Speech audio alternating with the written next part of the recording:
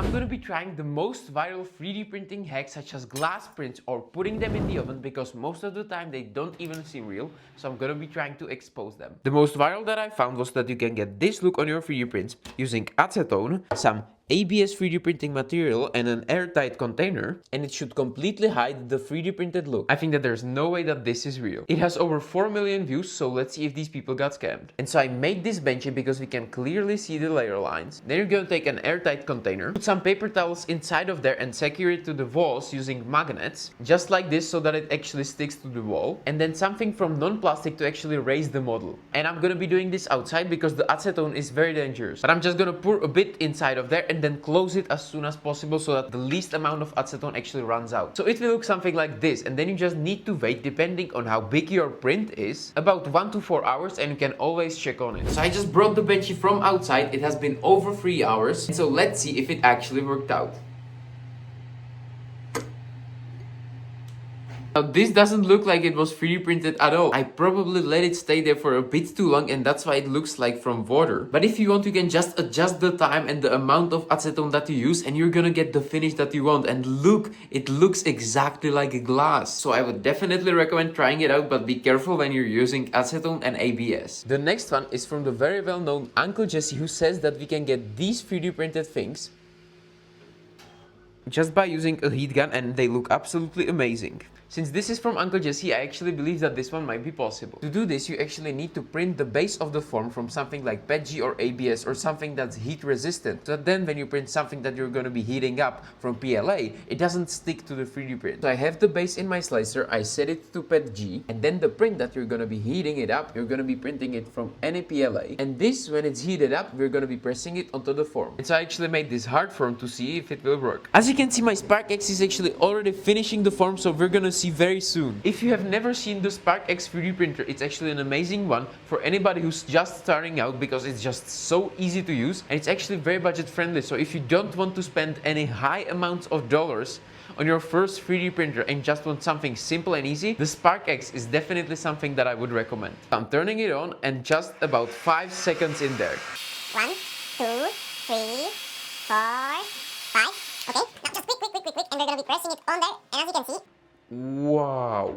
This hack turned out absolutely amazing, so thank you Jesse for giving it to me. It was definitely a success. I would highly recommend trying it out. Now if you ever want to get inside of your friend's house just by having a photo of their key, this hack might actually help us. So let's see if it works. It says that we can use our phone to scan something from the real world and then actually 3D print it. And his worked perfectly fine, so let's see if I can do it with this key right over here. I actually made this simple setup to be able to scan this key because it needs a clear white background. So I just turned this key into this model right behind me. I'm gonna be sending it to the printer and we'll see if it works. Would you ever believe that this key can turn into this? I didn't myself, but because of this hack, now I know that I can turn anything that I have in real life into something that I can 3D print using only my phone and my 3D printer. So I'm gonna be using this one more and I definitely recommend trying it out. Unfortunately, I made it a bit too big, so I won't be able to use it in real life. The next hack says that you can save a lot of filament if you're printing something with a large bottom, and he says that you can do it by completely eliminating the bottom wall. So if I had a print like this, it would take me 102 grams when we reduce the bottom shell layers to 0. So let's see how much filament we can save and if it was actually worth it. My 85X just finished the 3D print. From the top, it looks absolutely normal, but when you turn it around, you see this. So it makes the print kind of exposed, but how much filament did it actually save? So even if you completely scale it up to the full build plate, it would go from the 102 grams we had before to now 86 grams. So we saved 16 grams of filament and we have this ugly bottom on our 3D print. I'd say that's not a hack at all, just a way to ruin your 3D print. Now as we all know, the support interference layer very often looks this bad, and this hack suggests to use something like PETG for the layer where the supports actually meet with the object. So let's try it out on this test model, and what he suggests is to use 3 supports, 3 slim, and then go into the filament for support and the support raft interference. We're gonna set it to PETG, slice it, and now as you can see it will look something like this, where all of this is from PLA and only this one line is from PETG. And what it should do is it should completely separate itself from the PLA because they don't bend or melt together so good as PLA does. This one also has a lot of likes, so let's see if the people got scammed. Here's how it 3D printed. It's exactly the same as in the slicer. Even made a little perch tower, so let's see if it separates. Okay, so the PETG stayed on the bottom, but it's supposed to be that way, and now I'm supposed to remove the PETG and see if the surface is clean. So I have my cutter, I have the support, and let's try to remove it.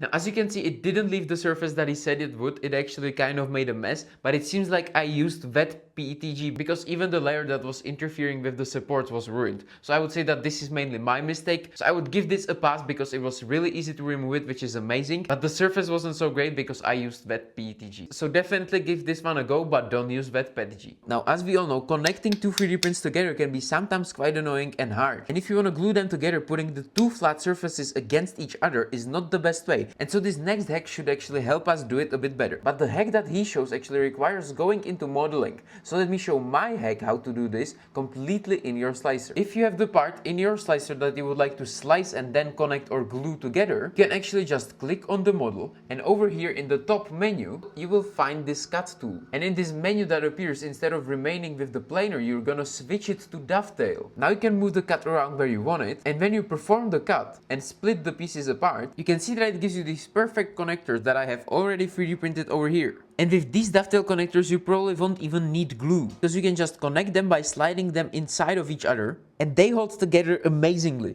But if you want to use glue, it's all on you. This hack is an absolute legend because it can connect anything that you can put and import into a slicer. Just like this. Now the next hack should help with the strength of the print, which is called annealing, and he just puts it in his oven. But since my family would probably kill me if I put the 3D prints in our oven, I'm gonna be using this old air fryer. And that's really all that we need, because all I need is this PLA print, get in environment that is about 100 degrees for an hour. And when it's done, I'm gonna compare these two sticks, if the one that was in the air fryer is easier or harder to break. Okay, so I've left it in there for about an hour, and now I let it cool down so that it actually isn't bending already. Because it was in the heat, it actually started bending by itself. And also because it was spinning in the air fryer. So now let's see if it's actually harder to break than the previous one. Well, that was really easy. Now let's see the second one. Well, this hack doesn't work on this small part. I know that heating up prints actually works, but I just don't have the gear to try it out myself. But I would highly recommend, if you have the oven and the specified things to do it, I would definitely recommend trying it out. This one says that he can get the perfect support removal just with one trick. And he says that the whole magic is in the top Z distance of the support. I made the exact same model as he had in the video. And all he says you need to do is you need to enable the supports and then just scroll down to advanced where you find the top Z distance. And instead of leaving the 0.2 there, you will put there 0.275. Slice the plate. I'm printing this with my Bamboula P1S, so hopefully there are no issues. These hacks seem completely unreal because we just changed the number by 0.075, so will this actually work? Okay, so the print just finished, so let's see what it does. Right now it looks absolutely normal, so let's see if it's actually easy to take off.